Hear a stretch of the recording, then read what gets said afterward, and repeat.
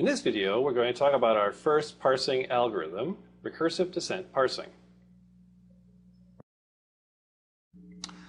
So recursive descent is what is called a top-down parsing algorithm. And you might suspect that there are also bottom-up parsing algorithms, and there are indeed such things, and we'll be talking about them later. But in a top-down parsing algorithm, the parse tree is constructed from the top, so starting with the root node, and from left to right. And so the terminals then will be seen in the order that they appear in the token stream. So for example, if I have this token stream here, this is a hypothetical parse tree that I could construct, and the numbers here correspond to the order in which the nodes of this parse tree are constructed. So we have to begin at the root, so that's the first thing that happens. And then if T2 belongs here in the parse tree, that'll be the next thing that happens. But then if we have a non-terminal in the next position, that will be number 3, and then if that has children, well, the leftmost one, so because we're going left to right, will be the 4th thing to be generated, and then let's say that the 2 children of number 4 are both terminals, so that will be the next 2 terminals in the input, and so on. The next thing that will happen is the second child of number 3, and then the last 2 terminals appearing in left to right order. So let's consider this grammar for integer expressions. And let's look at a particular input, a very simple one, just open paren 5, close paren. And now what we're going to do is we're going to parse this using a recursive descent strategy. I'm not going to actually show you any pseudocode or anything like that. I'm just going to walk through how this input string would be parsed by using this grammar and the recursive descent algorithm.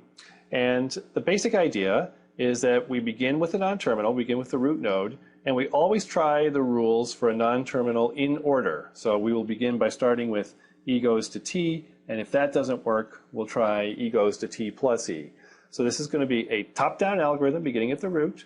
We're going to work from left to right. We try the productions in order, and when the productions fail, we may have to do some backtracking in order to try alternative productions. There are 3 parts. There's the grammar that we're using. There's the parse tree that we're building, and initially that's just the root of the parse tree e. And finally, there's the input that we're processing.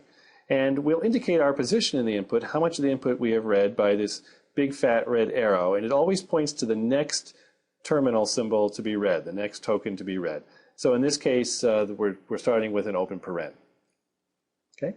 And also in the grammar, you can see the highlighting here, the brighter red color indicates which production we're going to try. So we're going to begin to build our parse tree by trying the production e goes to t. And what does that mean? Well, that means we make t the child of e, and then we continue trying to build the parse tree.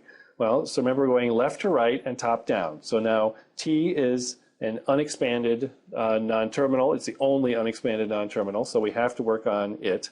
And what are we going to do? Well, we're going to try a production for t, and since we haven't tried any yet, we'll just try the first one, t goes to int.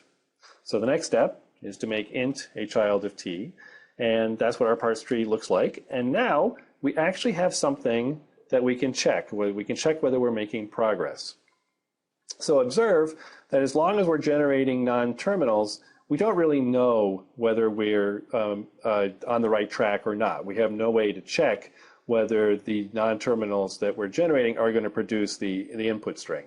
But once we generate a terminal symbol, then we can compare that with the next input token to see if they're the same. And in this case, unfortunately, they're not. So the int that we generated here doesn't match the open paren in the input. And so clearly, this parsing strategy, or this parse tree that we're building, isn't going to work out. So what we're going to have to do is we're going to have to backtrack. That means we're going to undo one or more of our decisions. We're going to go back to our last decision point and see if there's another alternative to try. So what was the last decision we made? Well, we decided to use t goes to int. So we can undo that, and then we can try the next production for t. And that happens to be t goes to int times t. So we'll expand t using that production. And now, once again, we've generated a terminal in the leftmost position. And so now we're able to compare that with the input. And once again, unfortunately, the int token does not match the open paren, so we have to backtrack again. So we undo that decision. Okay, this takes us back to trying alternatives for t. There's one more possibility, and that's that t goes to open paren e close paren. So we expand t using that production. And now we can compare the token open paren with this open paren with the open paren in the input, and they match. And so that's good. That means that we might be on the right track. And since they match, anything that we do in the future is going to have to match the different input, and so we'll advance the input pointer. So now, what are we going to work on next? Well, we have to expand this non-terminal e, and we're going to do the same thing we did before. We're just going to start with the first production.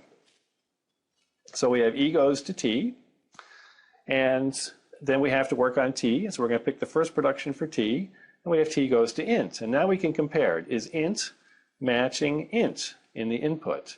And indeed it does, and so we advance the input pointer again. And now we're here, and what's left? Well, we've progressed to this point. We're looking at that open paren, and that also matches. So that matches the input, and now we've matched everything in the parse tree, and our input pointer is at the end of the string. And so this is actually a successful parse of the input expression, of the input string. And so that means that we accept, and the parser terminates successfully.